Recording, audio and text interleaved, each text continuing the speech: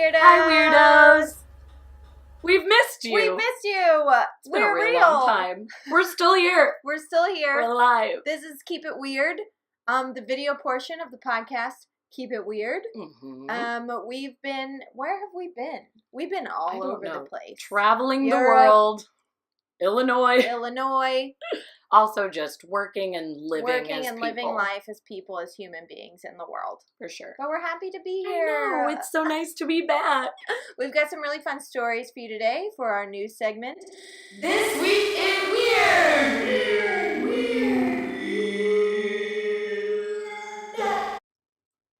Hi. Boy, it's been a long time. I know. It's like just doing all of this is making me so excited. And today is a Monday. Yeah, this is a bun situation that is not good. My hair. Freshly washed?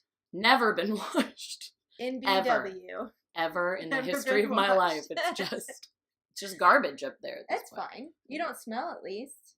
And I would know. We're sitting very close together. We are very close. I'm sorry if I do. You're being very polite. But... I am.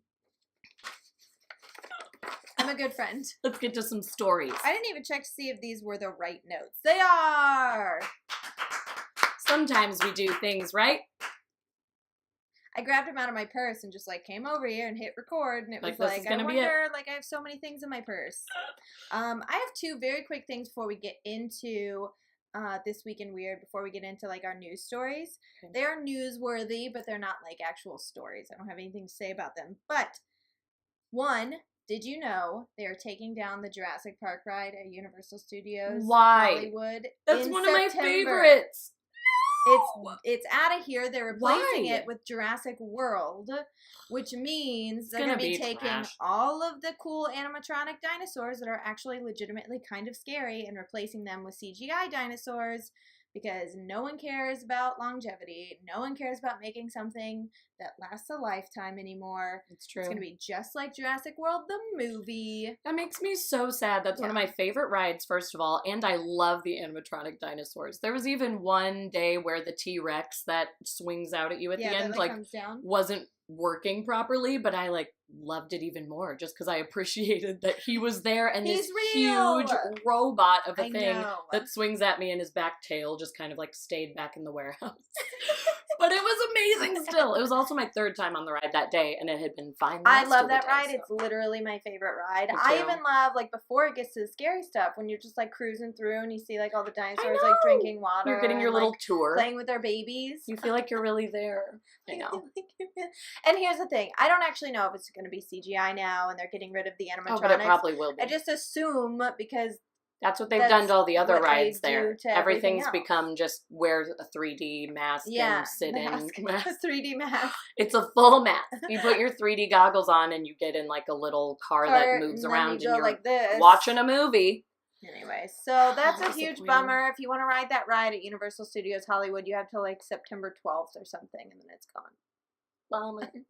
That's really sad news. But good news. Netflix. Cheer me up. Guillermo del Toro is teaming up with Netflix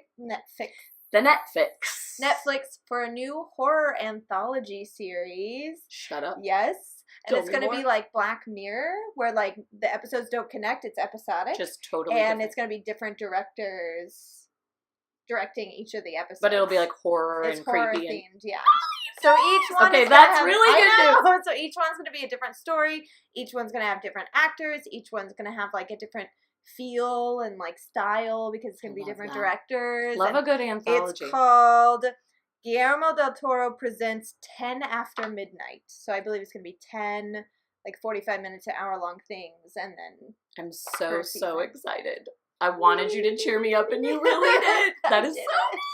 Oh my gosh, I love that. Especially because I need something to enjoy, because I binge Black Mirror so quickly and then it's gone from my life. You know what? I saw every episode of the British, the original Black Mirror, and I watched about 2 episodes of the American Black Mirror, and I was couldn't get into it. It wasn't bad. I just the first 2 seasons and the Christmas episode are so They are so solid. so good. And I watched the 2 episodes that people were like, you have to watch this San one. Junipero. Yeah, and I watched it and I was like, it's good, but like it pales in comparison. Oh, so 100%. I was just like, if these are the best ones, then I definitely think this last season especially was the weakest of all, and I was a little disappointed, but still overall very entertained. The one episode, I think it was called Archangel. Did you watch that one? That one was really good and so dark. But anyway, it wasn't the best. I tried to watch the one with first of all, I can't stand her, Bryce Dallas Howard. Mm-hmm. I tried to watch that one, and I don't even think I made it all the way through. Okay, cool. I'm not really alone. Hard. You're not Joe alone. and I were like, I hate this. I don't enjoy watching her either. I'm sorry, Bryce Dallas Howard. I'm just not super into you. But also, like, the storyline and her character was just so cringeworthy that it wasn't even just, oh, I'm watching this dark, kind of supernatural show. No, it was horribly cringing, as in you feel like too real of a person and this feels like too real of a thing, and I'm annoyed by all of you. I don't want to feel this real. No, I didn't want it. I don't want to feel this much like a person. Mm-hmm. Okay, so This Week in Weird Story number is 1. where we bring you news stories from around the world that are very strange, things that are happening right now that we feel like you should know about. Hey. Love it. I have 2. They are both good, because we haven't done this in a while, so I had a lot to choose from. Good. Okay, I'm pumped. So the first one, this story is super interesting. First of all, do you know what the Cambrian explosion is? Sure don't. And I don't know if I'm pronouncing that right, but I don't. Okay, so the Cambrian explosion refers to the sudden appearance in the fossil record of complex animals. It's arguably the most important evolutionary event in the history of life on Earth. So pretty much about 542 million years ago, during the Cambrian period, at the start of the Paleozoic era, was the beginning of the explosion, and it took place for about 37 million years. All major animal body plans appeared during this time, and it changed the biosphere forever. Okay, so this is when they all started evolving, right? In this one period. Okay. Now scientists all disagree on what caused this metaphorical explosion of life, whether it was a change in Earth's environment, oxygen levels, or was it genetic? Sure. Everyone has their own theories. Of course. Well, just recently, some extraordinary claims were made in a report entitled Cause of Cambrian Explosion, Terrestrial or Cosmic. Interesting. The report was co-authored by 33 scientists and published in the Progress in Biophysics and Molecular Biology journal. Just smart things, just like a smart journal for smart people in science. Things that we don't understand. The paper suggests that the explanation for the sudden flourishing of life during the Cambrian era lies in the stars. As a result of the Earth being bombarded by clouds of organic molecules, or potentially, like an asteroid hitting and the heat from the asteroid, or the heat from the Earth's atmosphere igniting whatever organisms were still on like the movie Evolution. Right. With David Duchovny. He's and the Orlando best. Jones. Love him. So one of the animals they specifically study and focus on is the octopus and other cephalopods, which evolved on Earth around 250 million years after the Cambrian explosion. Okay. And the reason they're so fascinated is that the genome of the octopus shows a staggering level of complexity, with 33,000 protein coding genes more than is present in Homo sapiens. Wow. They also have a large brain, a sophisticated nervous system, flexible bodies, the ability to switch color and shape. I didn't know that. Yes, you haven't seen those videos they of the switch octopus? colors? Yeah, and they to blend in with their environment. Turn yes, colors and they switch shape, and they're like a new thing, and it's crazy. The top part of them, like the head area, moves around so much more fluidly than you think it's going to. It always shocks me. Octopi studies have suggested that they are also capable of observational learning, which is pretty crazy. Mm-hmm. Our last common ancestor with cephalopods existed about 600 million years ago, and yet somewhere along the line they've developed high-resolution camera eyes just as we did, entirely independently. So, the light reflects off a retina and produces an image for them, which doesn't happen for almost anything else in the sea. Right. That's amazing. Yes. And then also, I don't know if you guys know this, but I do because I'm obsessed with octopus, but cephalopods are incredibly intelligent. Peter Godfrey Smith, an Australian philosopher and professor at Harvard, so he's a smarty guy. He knows some things. He wrote a book. He's also a deep sea diver and like a scuba dude. Okay. Scuba dude. Scuba dude. You know, scuba snorkeler, rather, wrote a book called Other Minds, The Octopus, the Sea, and the Deep Origins of Consciousness, where he tells a story about a small octopus that took him by the hand and led him on a 10-minute tour of its den. Like, took him and was like, look at all my stuff. Come see my home, MTV Cribs. Isn't it neat? Wouldn't you think my collection's complete? That's how I imagine it happening. Oh, little octopus sang a song. He said it felt like he was being led across the seafloor by a very small 8-legged child, which is terrifying. That is weird when you think of it. There are also documented in this book many different stories about how frustrating it is to observe octopi in captivity. Specifically, there are many escape attempts, which were usually successful. Like, they can just figure out how to get out of things. That's insane. And different ways that they have messed with their keepers. Everything from breaking out at night to raid other tanks, squirting water at light switches to turn off the lights. They're such smarty pants and pranksters. I know, plugging their tanks' overflow valves, causing them to overflow.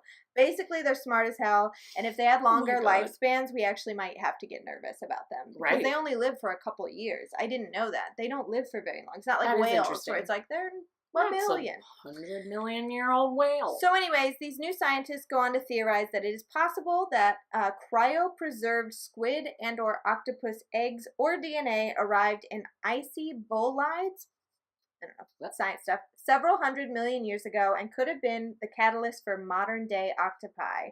Cephalopods are aliens. I always knew it. I knew it. They are. They 100% are. There's no other explanation. There isn't. Look at those idiots. They're not idiots. Look at those damn fools. Look at those those smarty pants with their tentacles. They go like this.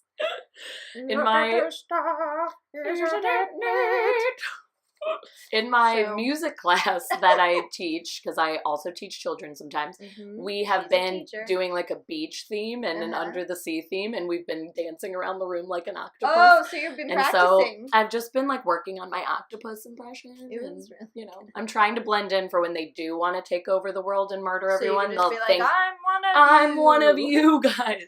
So I've been doing it. Our eyes are the same. But anyway, it's really fun to dance like an octopus, and you should all try it. You should try it. Dance like a little genius. Okay, I have a sciencey story too. Yay! It's not as cool. That was amazing, but I mean, it's interesting. So, and it also involves twins, but not human twins. What kind? Oh dear, D-E-E-R. Oh dear. A Minnesota man who was looking for mushrooms, which this is a thing. I don't know if everyone knows, but like friends in Illinois would go mushroom hunting all the time. Mushroom hunting.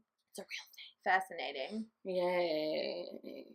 So he was mushroom hunting, and he ended up discovering 2 conjoined fawns. They were conjoined twins. Excuse me, I have a photo too. The animals appeared to be recently deceased, but they were clean and dry. And the man said he believes the 2-headed animal is the first pair of conjoined fawns to reach full term and be delivered by their mother. And live for X amount of time. Yeah, they think they were stillborn. They don't think they actually got to live outside of the womb, but like, I don't think any conjoined baby deer have ever actually been delivered or something happened inside. So they were actually delivered. And the guy was able to, you know, bring them to a lab, and scientists were saying this is amazing and extremely rare. We can't even estimate the rarity of this. Of the tens of millions of fawns born annually in the U.S., there are probably abnormalities happening in the wild that we don't even know about. So this is an extreme find by this Minnesota guy that these just happen to be here, because there are so many things that we don't even get to see in the trees and trees and trees of this world. But this guy just happened upon these little guys. So they discovered $1 billion. I know, right? You think this guy probably had to have gotten something, because this is crazy. The scientists are seriously like mind blown by this. So, in the lab, they were conducting all the experiments, checking them out, and they discovered that the female fawns had 1 body but 2 separate necks and heads sprouting out. The animals' lungs were placed in water and they sank straight to the bottom, confirming that they never breathed air. Aww. And so they were stillborn. That's how we know. They had 2 gastrointestinal tracts, but only 1 connected to the anus. So there were 2 extra hearts and extra spleens and only 1 liver. So the way that things were in the body, they wouldn't have survived anyway. So even though they were fully formed, they still were just, there was just no way that they were a disaster. Oh my gosh. So here's the picture. And it's sad because it's like weird but kind of cute at the same adorable, time. Like they're little heads, but also I can't believe that you have 2 heads coming out of your body. So their anatomy indicates the fawns never would have lived, but it did show that they were groomed and in a very natural position when they were found, meaning that the mom was still like caring for them and cleaning them and licking them after they came out, which shows a mother's instinct is so strong no matter what. I thought that was sad. I thought it was appropriate for Mother's Day to talk about mother deer and how kind they are. Oh, they're so kind. I don't know if I'd be able to. They're not only kind. Look at this. Oh. Look how cute. It's like, cute? Yes. Question? Not only are mother deer kind, they're also batshit crazy and super dangerous. When I first started going to college at SIUC, so Southern Illinois, we had like a bike path and a walking path through campus, but it went like through the woods basically to like, it was like a shortcut through campus. Super dangerous. Very rapey. And right before I started going there, I think 2 students had been found like beaten to death and murdered by female deer. No. Because they were protecting their young. They think they were protecting their young, and they actually think that for these girls to have gotten, because they were both girls, I believe. Oh, I can't remember. But they think that they got too close to their young. They might have seen a baby deer and went like, "Hi, baby deer! Like, totally you're so cute." Harmlessly saying hello, but boo, boo, boo, boo, boo, boo, boo. Sorry, I hit you. Knock you out. And it was actually really funny because my friend Steph that Halloween went as a killer deer. So she had like a deer costume and like a severed leg. Pretty smart. And it was totally worth all the deaths on campus. Of course. Horrible. No. So anyways, if you see a baby deer or a baby animal, like just leave it alone. Maybe avoid it because Mama might be around the corner. Mama might be there and she might be pissed. And deer are just crazy in general. This has nothing to do with maternal instinct, but we had a couple of kids in our high school die from car accidents with hitting deer because they hit them at such a force, or the deer would like come through the windshield and like hit their body in a strange way. It's like deer are so very unpredictable and crazy, so watch out. But if you see a 2-headed deer, let someone know because they are insanely super rare, apparently. And you could get $1 million like this guy. You know, which we have no idea if that's true, but we're hoping. We're really he hoping he got some That's money. Cool. But yeah, thought it was interesting. So that's crazy. That's deer. I know. I wonder what other 2-headed animals they found. I know. There's got to be more, right? I'm gonna have to Google. Googly gook. Okay, you're gonna love this one. This comes out of a Northeast Tennessee high school sociology class. Okay. So high school? High school. All right. Teacher Alex Campbell invited his students at Elizabethton High School, this is in Tennessee, to re-examine a series of at least 11 decades-old unsolved homicides across Tennessee and several other states, and they believe they may have uncovered the faint trail of an unknown serial killer. The high schoolers? The high schoolers. And the teacher, and then, like, with their studies, the high schoolers. That's the coolest teacher and class ever. And why have I never gotten to do anything in school? High school sucks. Yeah, high school, like, don't even go to high school unless you have this Alex teacher Campbell. Can do this. Tennessee. Cool. So, this has been a semester-long project, and the class is set to present their final at a news conference on Tuesday. They are presenting their own detailed character profile of a single suspect they have deemed the Bible Belt Strangler, who was responsible, it seems, for a string of murders known as the Redhead Murders. Okay. Campbell says that authorities have yet to publicly establish a connection between any of the cases and that they've never been linked together officially, but that the class has been using established criminal investigative techniques and the DOE Network, and the DOE Network is an online national database of unidentified murder victims, as well as news reports and any other available materials to develop a list of 6 deaths that share the closest similarities. Huh. In all 6 cases, I know, this is nuts. This is nuts. This is insane. All 6 cases reported between 1983 and 1985 involved white female victims with red or reddish hair and slight builds. I just spit everywhere. I was like, is this part of it? Whose bodies were found close to major roadways. Several of the women appeared to have been strangled or suffocated. They are believed to have been transients who were abducted while hitchhiking or working as prostitutes, and therefore were people who were less likely to be reported missing, something they believe the killer took advantage of. Mm-hmm. They believe that women, right? Green River Killer, all the stranglers in California. The 8 million that we talked about on our California killers. They believe that women were all victims of the same man and that the killer is from Knoxville, Tennessee, given that Knoxville is the geographic center of the murders and Knoxville is at the crossroads of Interstate 40 and 75 and is a major transportation hub.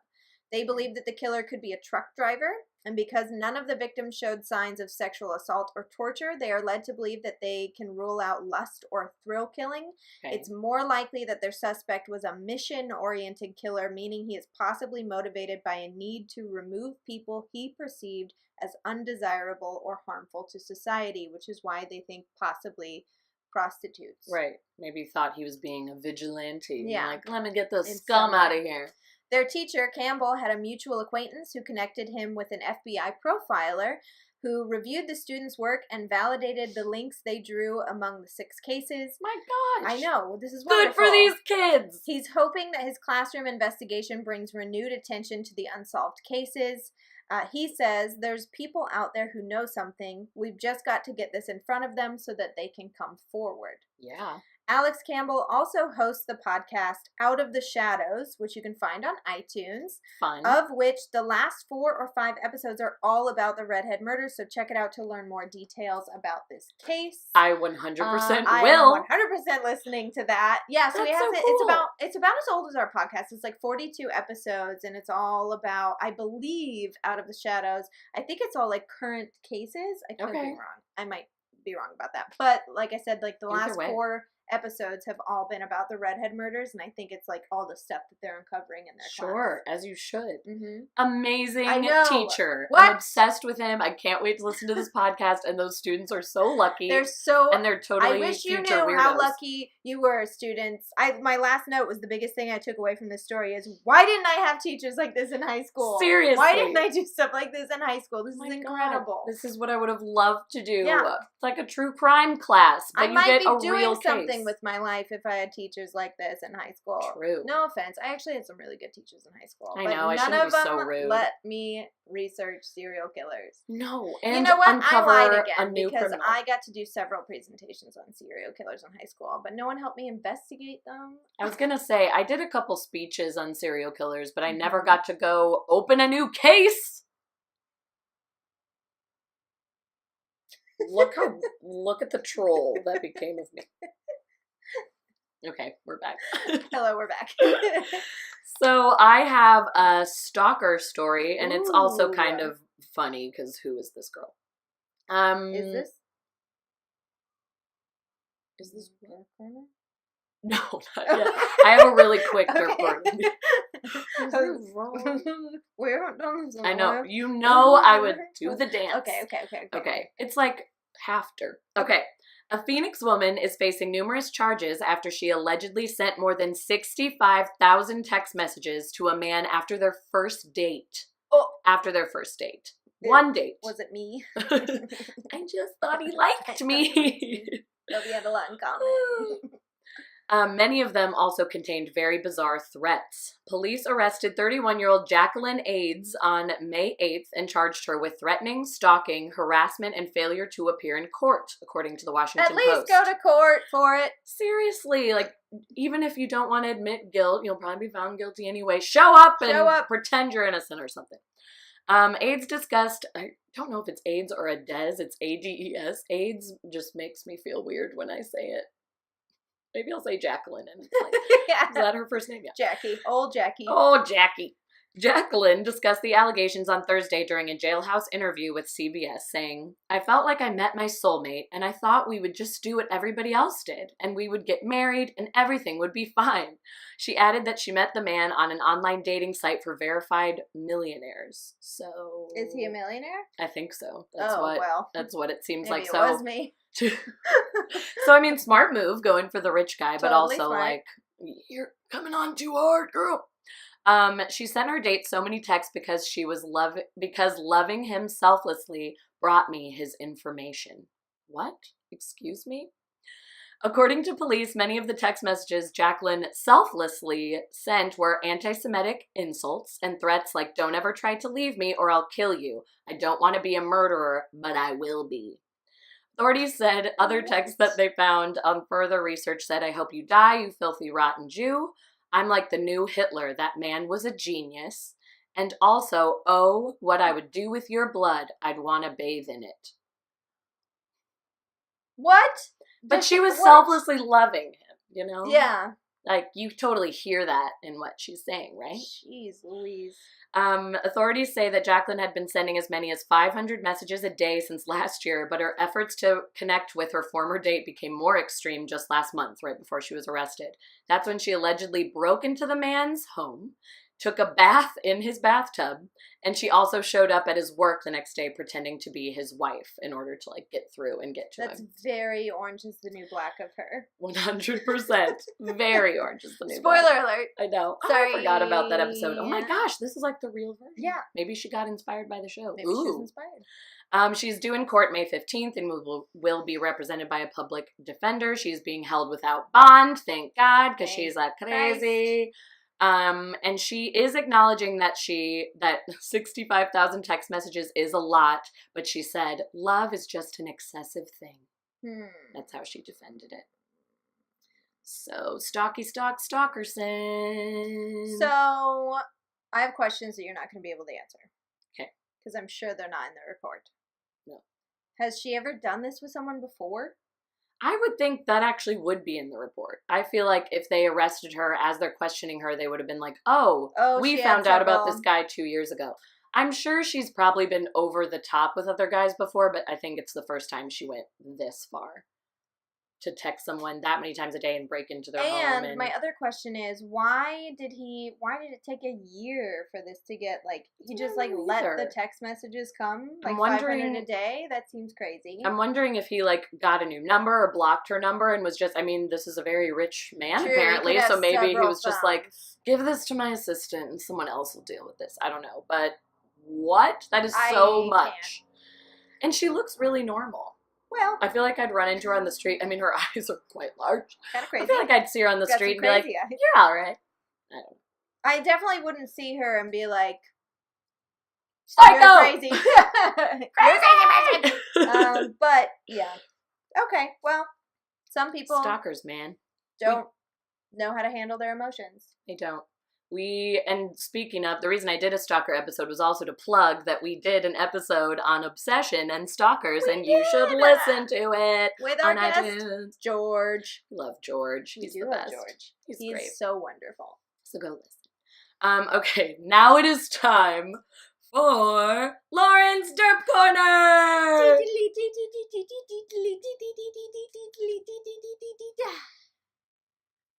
It's been too long. It's been so long. So. Sorry, I almost spoiled Derp Corner earlier, but I thought she was... Derp Corner? I truly didn't know what you were saying to me, and I was like, I wish I could be with you on this, like, secret line right now. Has anyone ever heard of a poop train? Because it exists. There's a poop train. Explain, please. A large train load of human waste that was coming from New York City has been stranded in an Alabama town for 2 months. I'm going to get I'm sure I'm going to answer your questions because you have a lot. I have so many questions.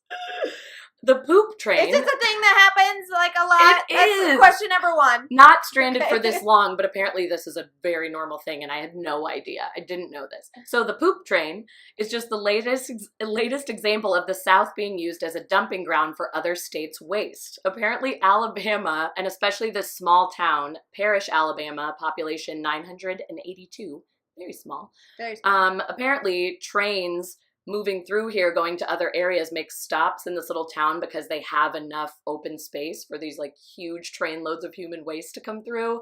And Alabama is a very lenient, like welcoming state to human waste. They just want to be kind Southerners. But not to black people. Oh, interesting. Huh.